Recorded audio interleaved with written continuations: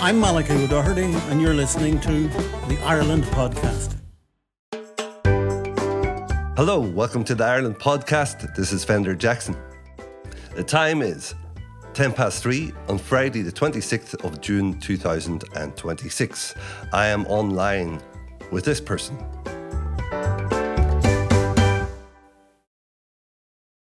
Who are you and what do you do? My name is Katy Hayward, and I'm a Professor of Political Sociology at Queen's University, Belfast. Excellent, Katy. I'm really excited about this episode. I'm excited about all of them, obviously, but this one is, I'm a bit of a nerd whenever it comes to this topic, or have been. But I'm obviously rusty and dusty because I don't keep on top of it all the time. I wanted to talk to you about Brexit because we're in the 10th anniversary of Brexit. Can you give me a quick rundown as to why you feel many people are enticed into contacting you about this topic? I'm intrigued to think that I enticed you to contact me, Fender.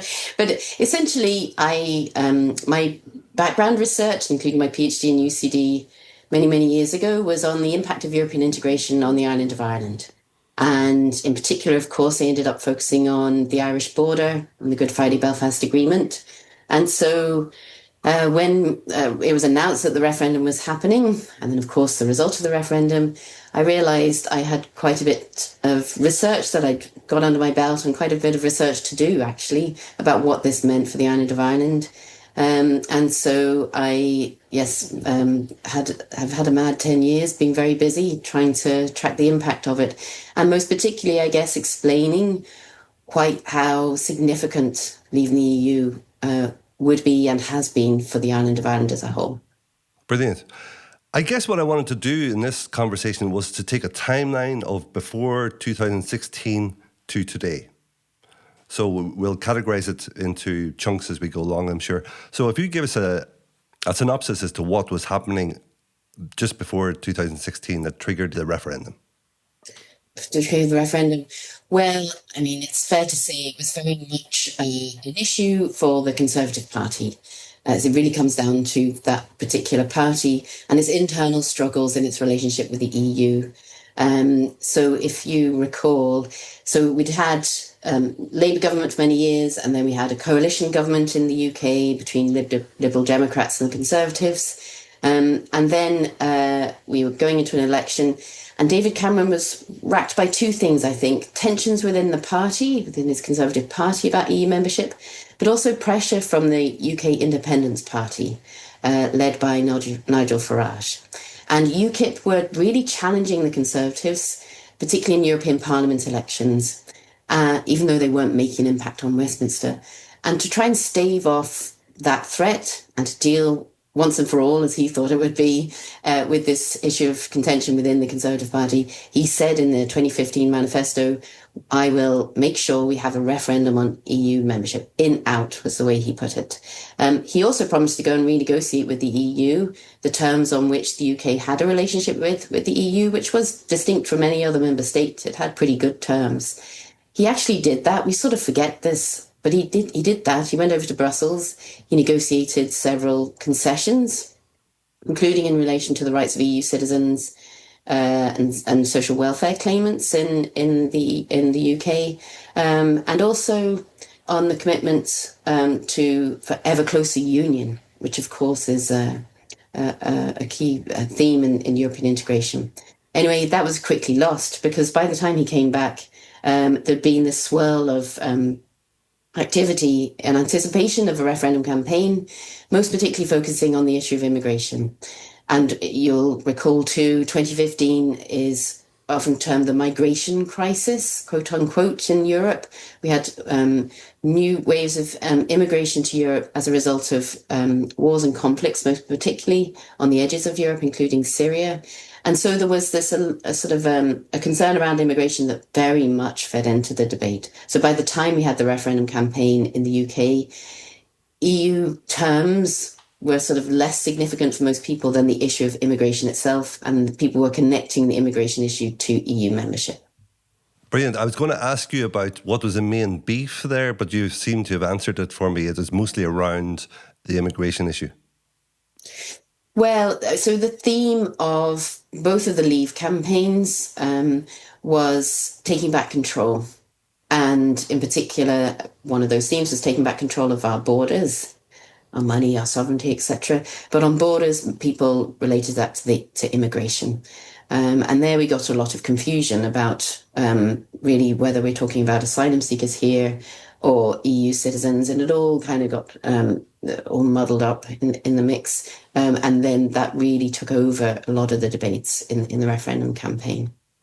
Do you feel that Cameron putting that in the referendum was unnecessary for him? Do you think he would have won the election anyway? That's a really good question, actually. I think it was very much so. To be honest with you, I don't know. I wouldn't think of myself as being expert enough to speculate on that. But I would say him doing so is a sign of, if you like, interest in parties on the margins or disruptors. And that's definitely what UKIP was. And of course, UKIP has now had several iterations and it's now the Reform UK. And the fact that they can kind of dictate the debate and steer things. And it was David Cameron saying, yes, the EU is an issue. Yes, immigration is an issue, and allowing those two things to be connected. Kind of then he sort of lost control of it somewhat, or lost control of the narrative. And so that was probably not necessary. He didn't necessarily have to respond in the way that he did. And this goes to a much bigger question that goes beyond Brexit, of course. It's how centre ground parties, mainstream parties, respond to challenges from the margins. Do they say, yes, there's a legitimate quote unquote concern here? Or do they say, actually, those are false concerns? And actually, these are the issues of importance. And that's an ongoing challenge, I think, in politics today.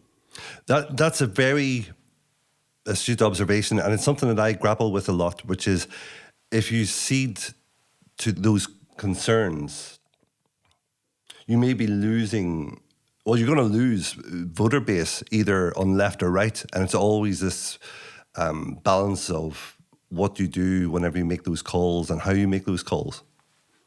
Yes, quite. And and I think politicians and those in power shouldn't underestimate how significant they are in steering the debate.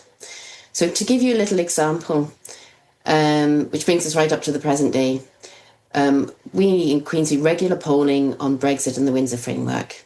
And we're very grateful to the people who complete these polls. Still willing to talk about this. One of the questions we ask is we ask people to rank 10 political issues in order of importance. And back last year, we were alarmed to see quite how much immigration had risen up people's issues of concern in Northern Ireland. So this would have been October last year, and particularly amongst the softer unionists. So those in 6 months beforehand, they weren't bothered about it. And trying to look into it in more detail, looking at the comments that people wrote, many of them were sort of saying, well, this looks to be, the government is talking about it. And it's true, the British government focused gave a huge amount of attention to the small boats issue, which obviously doesn't affect Northern Ireland, but anyway, small boats issue, illegal immigration, blah, blah, blah. So it was very much in the political discourse of government parties, as well as on the margin, so to speak, and in social media, etc. Plus, of course, we'd had the Ballymena, the violence in Ballymena.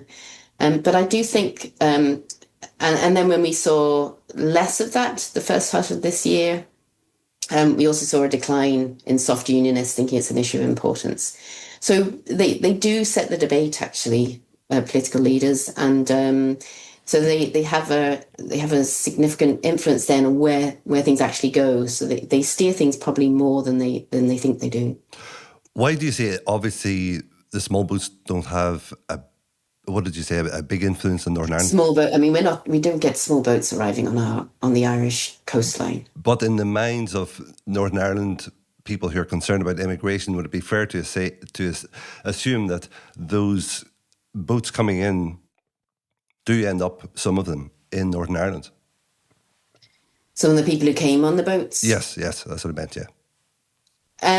So we don't have the data for that. Now, sometimes if people are coming in and they are seeking asylum, they may be moved by the British government to Northern Ireland. So in the past few years, the British government has moved people whilst they're waiting for their claim to be processed to Northern Ireland as well as to other parts of the UK. So yes, in that sense, you may see some people who've come on small boats end up in Northern Ireland. Yeah. I'm wondering about, it's funny, I'm thinking about 2016, and just for transparency, I left London. I was living in London for 15 years up until 2014, and I left for China. So I was able to keep abreast of Brexit through the Nolan Show and through Talkback. And so I missed the talk on the street, except through my parents and through my family members and so on. But I'm thinking about 2014 because that's whenever I left for China, but also it's seen by many through retrospect as whenever social media really caught fire. And I'm wondering how much that played a part in the referendum. It did. I think so. I did research on the flags protests in Belfast City Hall. That was 2012, 2013, and that was the first time when we were saying... Sorry, Katy. Give me a... sorry, I'm being a bit specific here. No, it's good, but can you explain what the flags protest was? Yes, apologies. So in 2012, the Belfast City Council made the decision not to fly the Union flag 365 days of the year, but just on designated days. So as you can imagine, this was very divisive within the city, within the council. And there were protests about it. And some of those protests were sort of directed through social media. And this was the first time when the police and community workers, etc., were saying, we are seeing these things being arranged online. So they're not actually, you're not seeing leaders on the ground organising protests in the way you might have before. So you're right. It's interesting that you refer to that time and the influence of social media. And again, we weren't really used to it being politically significant and then actually ending up with people on the streets or people voting a certain way. I think we're in a different stage now. For many, we may end up talking about this, but at the time, there did feel a little bit more. There seemed to be a few more guardrails, if you like, on where social media went, and obviously the monitoring of it and the exclusion of some of the more extremist content. I think maybe I'm being a bit nostalgic here, but certainly it felt less crazy, less of a cesspit than it can feel now. And obviously social media, I loved Twitter at the time, and Twitter for me was really important in my work on Brexit, and the connection between experts and people on the ground who you sort of knew what they were talking about when it came to things such as, hauliers and customs and all of this stuff that became really important in Brexit. So the social media can cause so much good. And I saw that at that time, but also very conscious of the harm that it can be done. And I think we're in a slightly different position now than we were back then. Mm-hmm. So I'm thinking as well, as the spectre of Boris Johnson in all of this, and I'm wondering what part did he play pre-Brexit?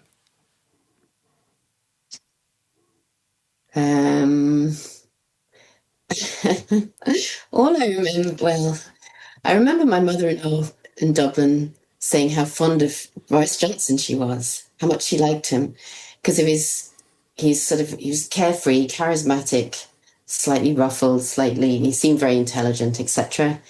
And I think that was probably, do you remember him? He was Mayor of London in the London Olympics, so he had a profile then.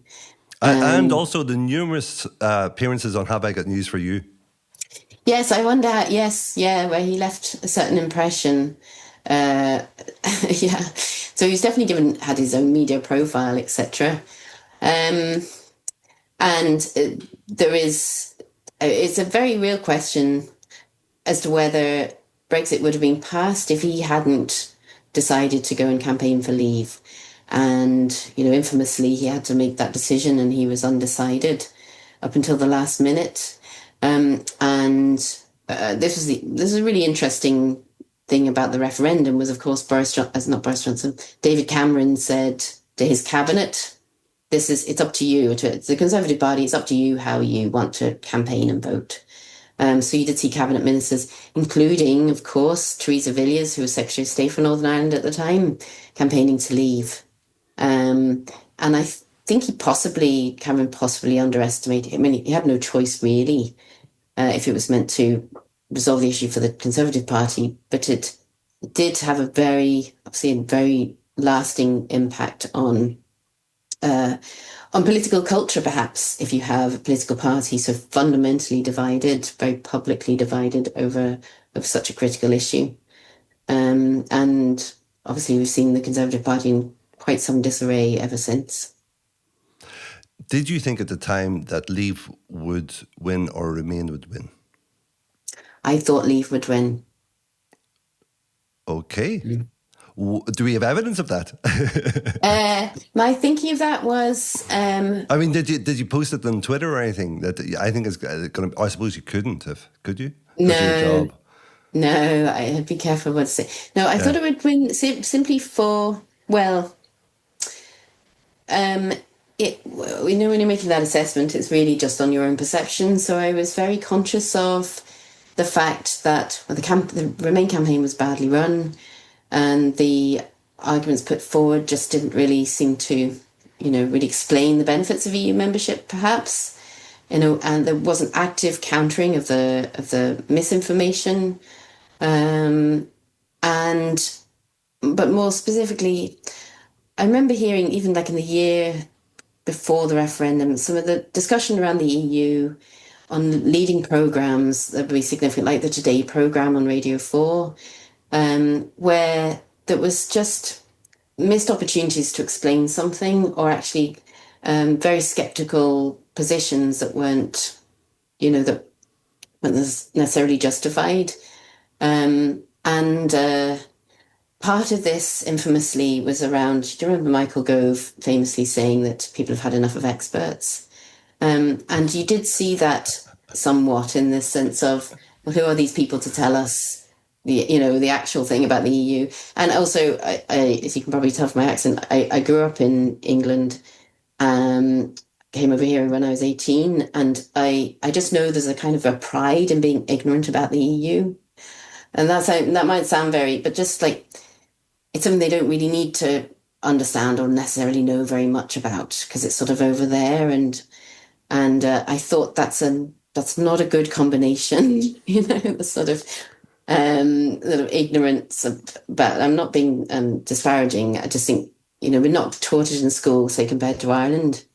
And we never learned anything about the EU. And also speaking to family members who were voting Leave, I mean, for them, it was, sort of a point of principle rather than and the practical concerns, etc., what the EU actually does and was far less of interest to them. Yeah. So that's why I thought it's going to be much harder than Cameron anticipates, and I fully expect by the last few weeks I fully expected Leave to win. Yeah. Wow. And the referendum night, where were you? If you can remember, I can't remember where I was. Yes, I can remember I can remember. This is a bit sad, really, but I can remember where I was on the referendum day because I was at a funeral. And the next morning, I can remember very vividly. I mean, I didn't sleep very well that night, of course. I didn't sleep very much. And then I remember taking my girls to school the next morning, and before we left, watching David Cameron resign. Lie on live TV. Just to recall, that was the day of the result. Of the result. Wow. Yeah. Okay. Yeah. So, and I think the whole country was in shock. The whole of the UK and, of course, wider Europe was stunned by it. It doesn't matter if you expected it or not. I mean, it was a shock, and everybody, including obviously Johnson and Farage, were shocked. A bit like Trump winning the presidency. I won. Exactly. How did that happen? Wow. That's incredible. So, at what point did you realise that Northern Ireland was going to play a pivotal part? Well, I knew it was hugely significant. I didn't think it was going to be. To be honest with you, I'd been part of this huge project called Borders and Globalization, which started in 2013 as a borders expert, and I was doing the Irish border case study. And to be honest, when they asked me to be part of the project, I said, okay, that's great, but really there's nothing more to say about the Irish border. Things are kind of ticking along fine. It's very boring around here kind of thing. Then the referendum was announced, and I said, oh, actually, this might be significant. So I was doing some workshops and a conference on the potential impact of Brexit in relation to the border, and some work on that. But I didn't really realize quite how significant it would be until Theresa May, who became Prime Minister after Cameron, gave a speech in Lancaster House in London saying that the UK was going to leave the single market and customs union. And I remember where I was when that happened, because I'm a nerd, and just thinking, oh my gosh, this is huge now. But was that not assumed beforehand? No, it wasn't. And this is the interesting thing. Daniel Hannan and other key people in the Leave campaign were saying, no, we won't leave the single market and customs union. Why would you do that? So they're really sort of downplaying what it was to leave the EU. And what made Villiers decide to do that then? Theresa May decided to do it. Sorry, Theresa May, yeah. Yes, yeah. Because basically it was this fundamental thing about what it is that had been promised and anticipated. So do you remember she said many times, Brexit means Brexit? And people were like, oh, thank you. That's really helpful. That's clarified everything. Now we know. So anyway, then she went on to say, to people, what is the purpose of it? Well, to make our own trade deals, to make our own laws, to set our own standards, and to decide who gets to live, work and study here. Well, in which case, you have to put limits on. You can't have free movement of services and people, capital and goods into the UK from the EU. So you have to be out of the single market. You want to do your own trade, you have to be out of the customs union. So I think logically, sort of working it through, if those are the promises and if those are what people came to expect to make Brexit worthwhile, then it was a kind of, as I say, it was a logical thing to do. But by that time, she had already promised the first and deputy first minister in Northern Ireland, who was Arlene Foster of the DP, Martin McGuinness of Sinn Féin at the time. It was a sincere wish of the UK government not to see any change to the open Irish border, to keep having free movement of goods, and indeed, she said, people across the island of Ireland. So then we come into the famous trilemma. How do you leave the single market and customs union and keep the open Irish border, which has now become the external border of the EU? So this is really where Northern Ireland gets to play this pivotal role. The trilemma, as you so eloquently put it. Explain the border between the north and the south, between Northern Ireland, and the relationship in the Good Friday Agreement. So in many ways, you can talk about the Good Friday Agreement as being fundamentally about the border, about trying to resolve the border as an issue of contention. And in many ways, because it's an agreement between Ireland and the UK, it's one which tries to resolve that in a obviously a peaceful and democratic way. And the way they do this is through the three strands of the 1998 agreement. So strand one, you have better relations between unionists and nationalists. And what is the line of division, sorry, excuse the pun, between those except the border? So unionists want the border to remain as it is, so Northern Ireland can stay part of the UK. Nationalists would like to see it gone. So you resolve that, manage that, in the Northern Ireland Assembly, where you're power sharing between unionists and nationalists in the executive. Strand 2 of the agreement, formalising North-South cooperation across the border in meaningful ways, in some ways drawing on models from the EU. And then Strand 3, UK, Ireland, British-Irish cooperation. Across the border, across all borders between these islands, if you like. So these are sort of, again, taking some inspiration from the European Union, enabling cooperation, enabling relations to be built across borders in a peaceful and mutually beneficial way. So that's at the heart of the 98 agreement. And I was asking you about at what point did you realise that Northern Ireland's going to play such a pivotal role, and then I kind of pulled you off the track that you mentioned the Lancaster House speech that Theresa May did. Is there any other milestones where you felt, oh wow, this is actually playing a bigger role than anybody thought?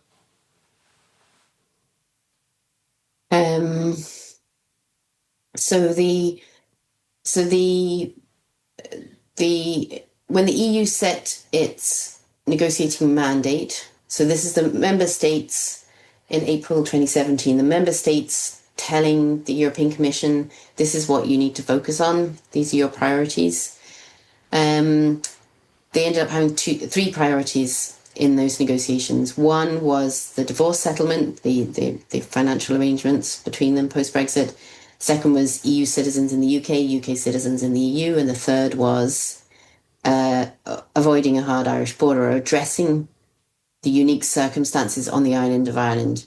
And in that, they included protecting the peace process, maintaining the conditions for North-South cooperation, protecting the 98 agreement in all its dimensions, quote unquote. And so it was really good to see that as one of the top three priorities. But because of that trilemma, it was very clear this was going to be extremely difficult.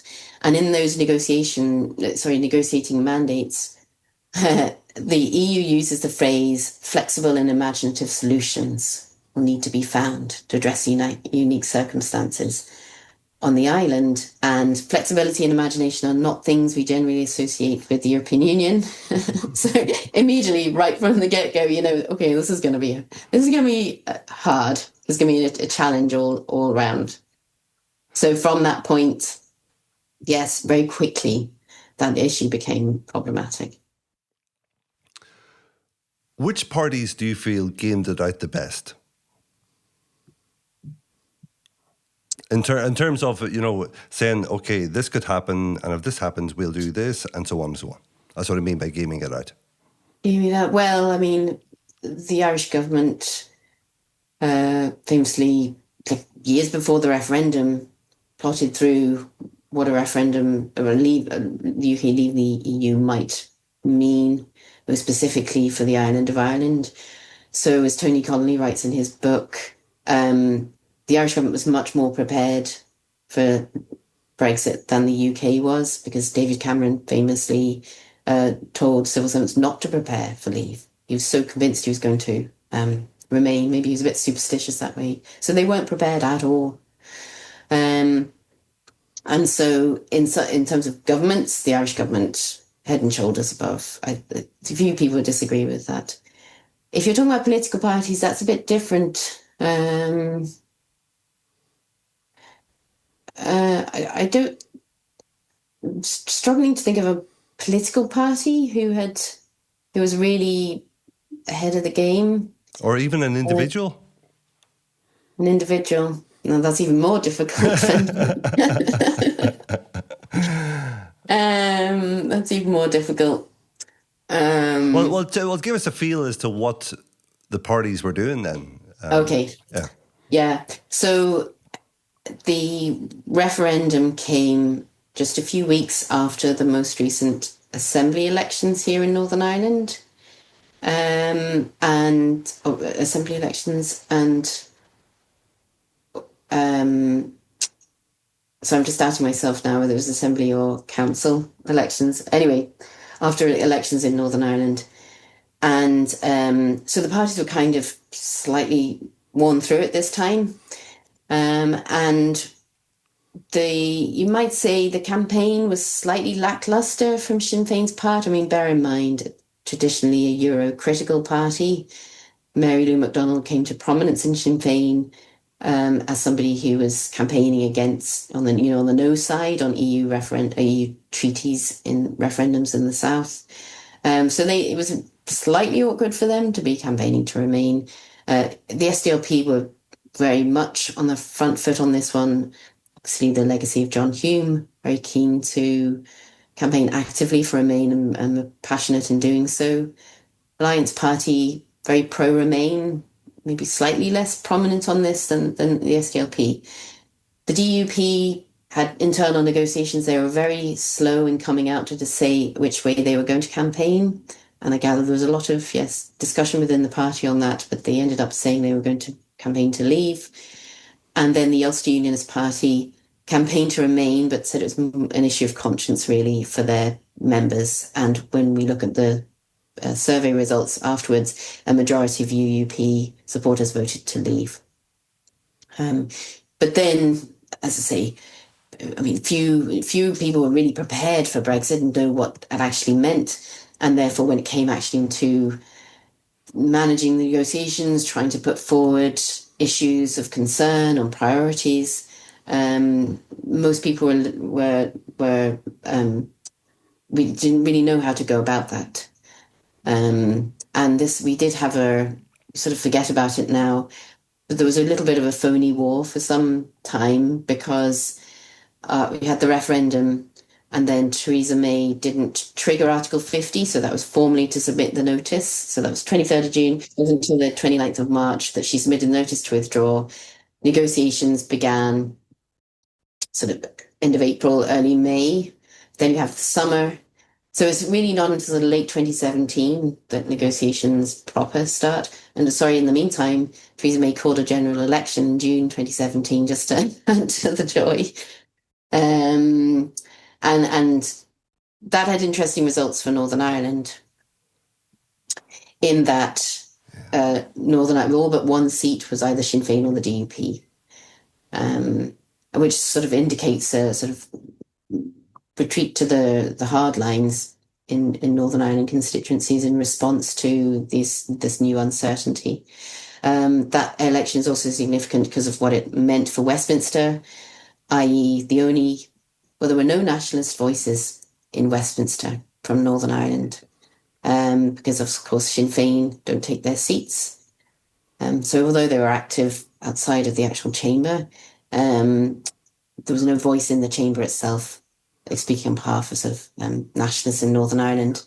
And the DUP were there as the unionist voice, very strongly pro-Brexit, and in a unique position because Theresa May had called upon them for confidence and supply votes. So she'd done a special arrangement with them. So they were disproportionately influential, which you mustn't lose sight of if you want to understand how, why it was the Irish border became quite so contentious and tricky, was because the dominant voices in Westminster and in London were those of the DUP, that pro-Leave, strong unionist voice.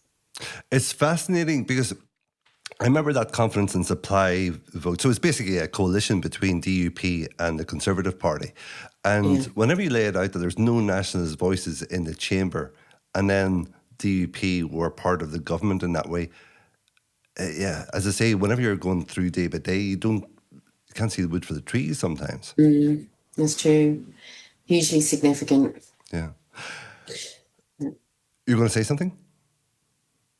Well, I just think generally, if you're taking lessons from Brexit, I mean, one thing it taught everybody is quite how vulnerable, for want of a better word, maybe, the island of Ireland is to the makeup and I don't want to say the whims, but the winds, perhaps, of Westminster. Yeah. It really, really exposed that. And it in a slightly unnerving way. And this isn't just for Northern Ireland or the island of Ireland, also for the whole of the UK. So, of course, Northern Ireland voted 56% to remain, Scotland voted 62% to remain. And the asymmetry of the union was really apparent in Brexit. And 10 years on, we really haven't contained that. We've had, obviously, a change of government now, which is much more concerned to reassure the devolved regions and nations of respect, if you like, and appreciation of their importance. But ultimately, that asymmetry in the union is very clear, and it also affects the whole of the island so significantly. Sorry, just explain the asymmetry of the union there. Yeah. So you're explaining you're referring to the Labour government taking over from the Tories. Yes. But where's the asymmetry with them having taken power? Well, just how massive England is. You know, compared to the rest of the UK, England makes up such a huge proportion of the UK union. Is that to do with the amount of seats in Parliament? Yes, ultimately that's what matters, right? And when you have, Parliament making these huge decisions, which, by the way, they had to fight to have. Had to, see the Supreme Court had to say yes, Parliament does get a vote on the final Brexit withdrawal agreement. But when it was having those votes, obviously the huge majority of English MPs meant that they were the ones who had to be convinced. Although, interestingly, the DUP, I think in at least one of those votes, if you recall, those heady days, excessive votes about Theresa May's withdrawal agreement, they could have made a significant difference in the vote, and they voted against her deal in the end. So it did come down to the wire, but it just sort of highlights the fact that that there is that asymmetry there with huge ramifications for the island. Katy, I'm looking at the time. There's no way we're going to get up to 2026 in the next 13 minutes. So I'm wondering, 30 seconds. and I don't want to rush this because it is the word seismic keeps popping into my head during this conversation. It was a seismic shift. Yeah, indeed it was. And there are many things to talk about in terms of where it's left Northern Ireland. I mean, we are in a wholly unique position. So the EU did show flexibility and imagination. So too is the UK, for better or worse. Some people say it's the worst thing they've ever done. But to have a situation in which Northern Ireland is de facto now part of the single market for goods, de facto part of the EU's customs union, in order to keep the Irish border open for the movement of goods. And this is a hugely complex, technically very confusing situation, I think, legally very unusual for Northern Ireland. Now, if you put such a complex arrangement where you are dynamically aligned to a portion of EU legislation, whilst being in the UK, so subject to some legislation made in Westminster, plus you've got your own devolved institutions making legislation, well, such as they are, you can just see how messy it is and how confusing. Now, that's difficult in and of itself. You put that in a situation in Northern Ireland where we have pretty dysfunctional democratic institutions that struggle to do the basics. They still struggling to get a budget. They struggle to approve programme for government. It's a difficult combination, to say the least. Plus, this arrangement is highly politically contentious. Nobody wanted it. Remainers didn't want Brexit. They didn't want the protocol. They accept it by and large because it's a necessary compromise to keep the border open. Unionists, those who voted leave, expected to get leave and get Brexit. They don't think they've got that. And they don't like the fact that Northern Ireland is in this unique position, so different to the rest of the UK. I mean, you've just got this whole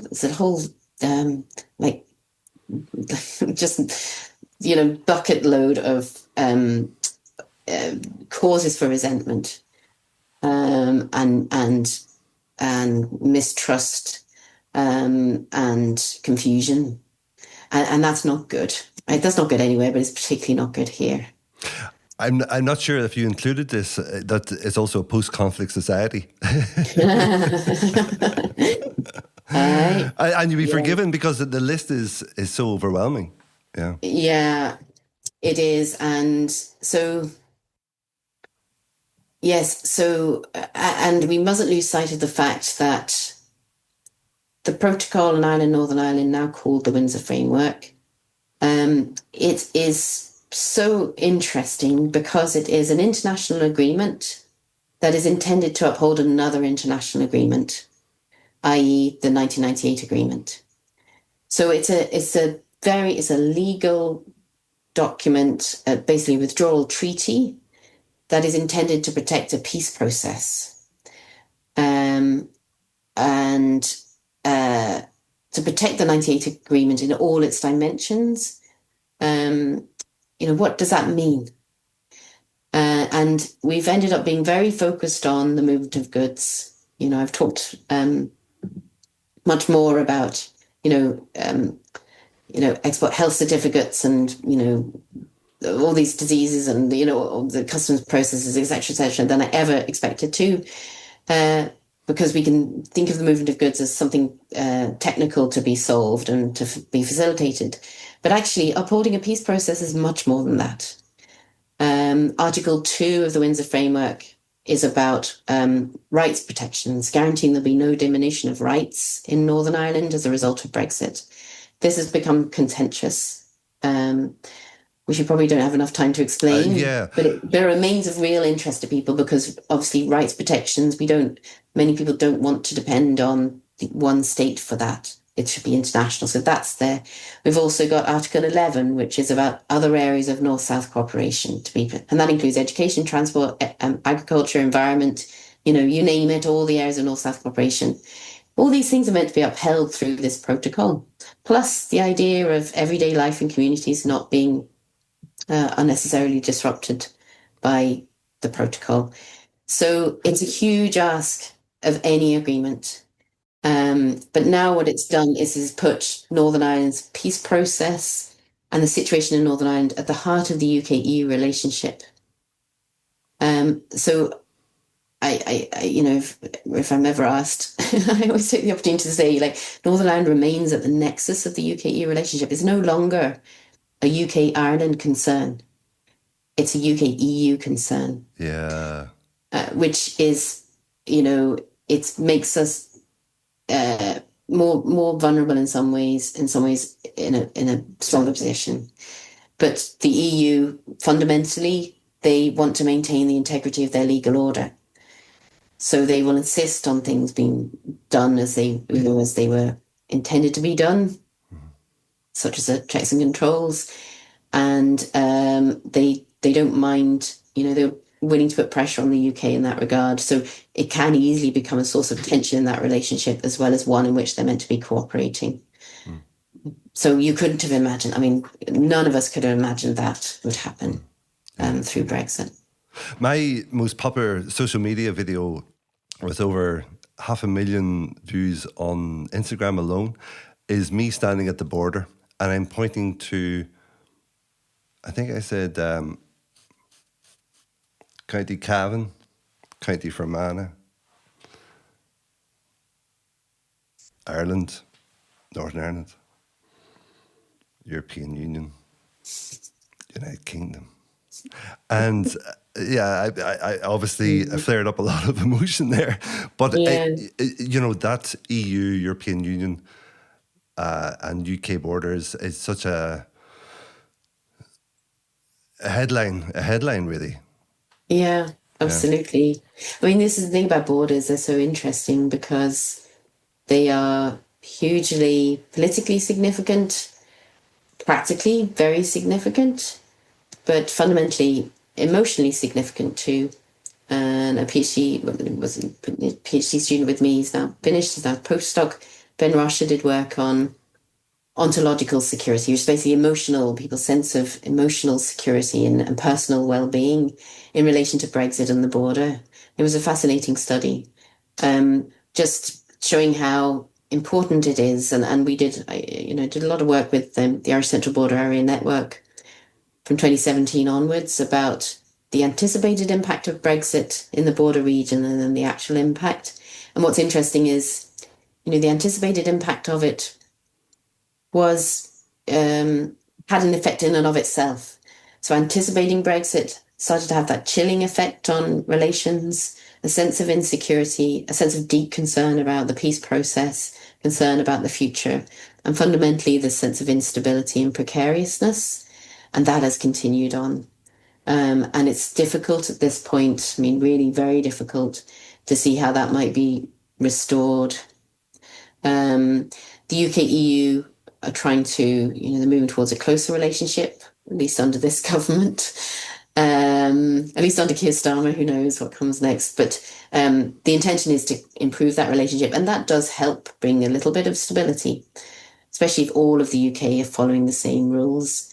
But in terms of political culture and sense of social confidence, and that sort of, say, ontological emotional security, I mean, that's going to take much longer to shore up and to reassure, particularly when we see Brexit identities remain very important to people in Northern Ireland, according to our polling.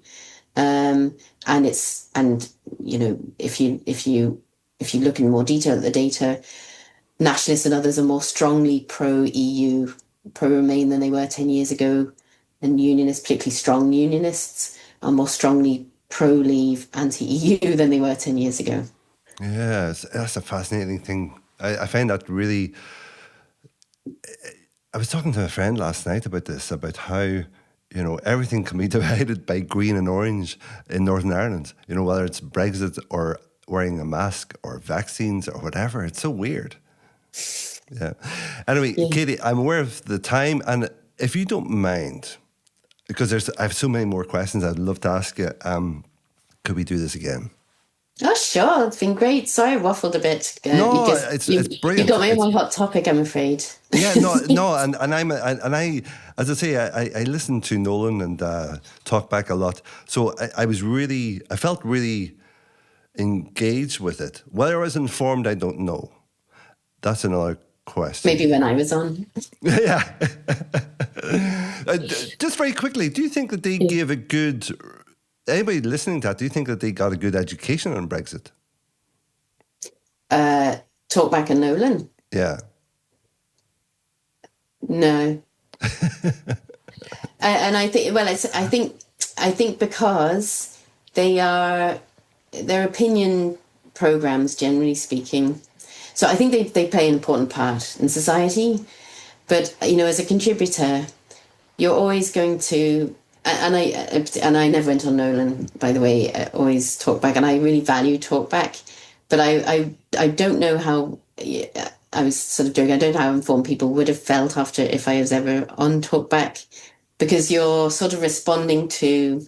You don't get the long time. This is like a podcast is great, and I've really enjoyed this conversation because you can explain a little bit more, whereas you're sort of reacting quite a lot on those programs, and you end up in places that really aren't necessarily very constructive. And being able to sort of explain things in a longer form is really helpful. So now I'm all for the podcasts. Excellent. Brilliant. Well, we'll call this part one, and we'll okay, cool. We'll catch up. I think an obvious place to start next time is the different solutions that were proposed. I mean, I know you've touched on them, but just to go a little bit more detail into that. Great, yeah, that would be great. And let's see how far down the line we get. Yes, I'll try and be a bit. I won't reminisce so much. No, in your own time. This has been great. I really enjoyed it. Great, thanks. Me too. Great. Thanks, Linda. Okay, bye now. Bye. Thank you for listening. If you know someone who might value this conversation, please feel free to pass it on. The Ireland podcast is intended as a record of long-form conversations like this. And if you would like to support the continuation of the work, there is a link in the notes. Take care.